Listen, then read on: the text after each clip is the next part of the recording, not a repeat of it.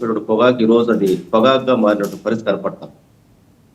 ఈ నేపథ్యంలో రైతుల యొక్క ఆవేదనని ప్రపంచానికి తెలియజేయడం కోసం రైతుకు గిట్టుబాటు ధర కావాలని చెప్పేసి జగన్మోహన్ రెడ్డి గారు నిన్న కార్యక్రమం చేపడితే ఎక్కడ ఈ కార్యక్రమం హైలైట్ అయిద్దానో దీన్ని డైవర్షన్ చేయడం కోసం ఉద్దేశపూర్వకంగా పొదిల్లో నేను ఐ విట్నెస్ అండి. నేను పొదిలేను, అక్కడ ఐ విట్నెస్ ని. మీరు కూడా ప్రకాశం జిల్లా నాయకులే కదా?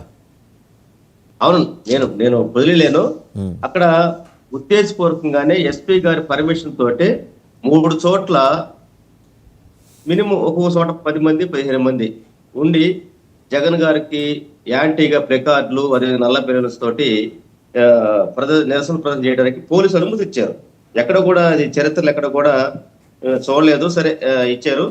మీకు ఉదాహరణ చెబుతారు, ఒక వీడియో చూపిస్తారండి. దీంట్లో చెప్పి సిరేసారు వాళ్ళు ఎంతమంది చూడండి ఒకసారి. మనం ప్లే చేస్తుంది కూడా అదేనండి, మీరు చూడొచ్చు. మేము ప్లే చేస్తుంది కూడా అదే. ఇంకా మీ దగ్గర కన్నా క్లారిటీ తోటి మొదట వాళ్ళు దీన్ని రెచ్చగొట్టడం కోసం చెప్పేసిరేసారు. వాళ్ళు వెనకున్న డాబా పై నుంచి రాళ్ళు వేసాడు. మేము జగన్ గారి కాన్వాయ్లో మేము ఉన్నాం, బస్సులో ఉన్నాం. పైనుంచి చెప్పులు తర్వాత రాళ్ళు వేసినాక అది వైఎస్ఆర్ కాంగ్రెస్ పార్టీ సంబంధించిన ఒక కార్యకర్త మీద తిరుపతి రెడ్డి అనే కార్యకర్త కూడా గాయమైంది. అక్కడ ఉన్నటువంటి వాళ్ళు అదుపు చేస్తున్నటువంటి పోలీస్ కానిస్టేబుల్ కూడా గాయమైంది.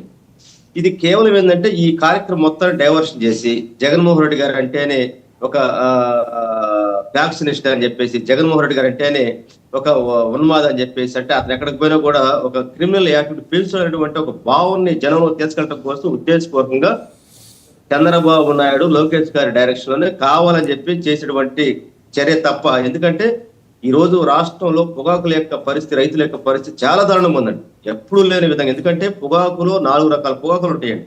ఒకటి బ్యార్నే పొగాకు, బర్లీలో వైట్, బ్లాక్, అదేవిధంగా నాటాకు. ఈ 4 రకాల సంబంధించినటువంటిది ప్రధానంగా మన ఏదైతే ప్రకాశం, నెల్లూరు, ఇటు వచ్చిన గుంటూరు జిల్లాకు వచ్చేటప్పటికి ముఖ్యంగా ప్రకాశం జిల్లాలో పొగాకుకి మంచి పేరున్నటువంటి పరిస్థితిలో ఈ రోజు పొగాకు సాగు చేస్తున్న వాళ్ళు ప్రధానంగా ఎస్సీలు, బీసీలే ప్రధానంగా, మొత్తం కౌలు రైతులకు. ఎందుకంటే గత ప్రభుత్వంలో వైఎస్ఆర్ కాంగ్రెస్ పార్టీ ప్రభుత్వంలో బర్లియాకుకి ఏదైతే విపరీతమైనటువంటి రేట్లు వచ్చినాక ఆర్థికంగా రైతులకి మంచి ఉపాధి దొరికినటువంటి పరిస్థితిలో ఈ సంవత్సరం ఆశతోటి ఇంకొంత రేట్లు వస్తాయని చెప్పేసి ఈరోజు ఎస్సీలు, బీసీలు కొన్ని ఎకరాల కౌలువు తీసుకొని వాళ్ళ స్తోమతకు మించి కూడా, ఎందుకంటే ఈ రోజు వ్యవసాయం అనేటువంటిది కమర్షియల్ క్రాప్స్ కి వచ్చేటప్పటికి మిర్చి దెబ్బతినిపోయింది, శనగ దెబ్బతినిపోయింది. అందువల్ల ఏంటంటే అల్టిమేట్ గా మిగిలింది ఏంటంటే పొగాకు. కాబట్టి పొగాకు గత ప్రభుత్వంలో బట్టి రేట్లు ఆశ చూసి ఈసారి మనకి గిట్టుబాటు ధర కలిగిద్దని చెప్పేసి దాంతో ఆశతోటి రైతులు వేసారండి. కౌలు రైతులు ప్రధానంగా ఎస్సీలు, బీసీలు కొన్ని 100 ఎకరాల్లో సాగు చేస్తే ఈ రోజు కొనటానికి కంపెనీలు మొత్తం ఒకటైపోయి, ఏదో టొబాకో సేల్ చేసేటువంటి వాళ్ళ కంపెనీలు మొత్తం ఒకటైపోయి రైతుకు గిట్టుబాటు ధర లేనటువంటి పరిస్థితులు ప్రభుత్వం ప్రేక్షక పాత్ర వస్తూ ఉంది.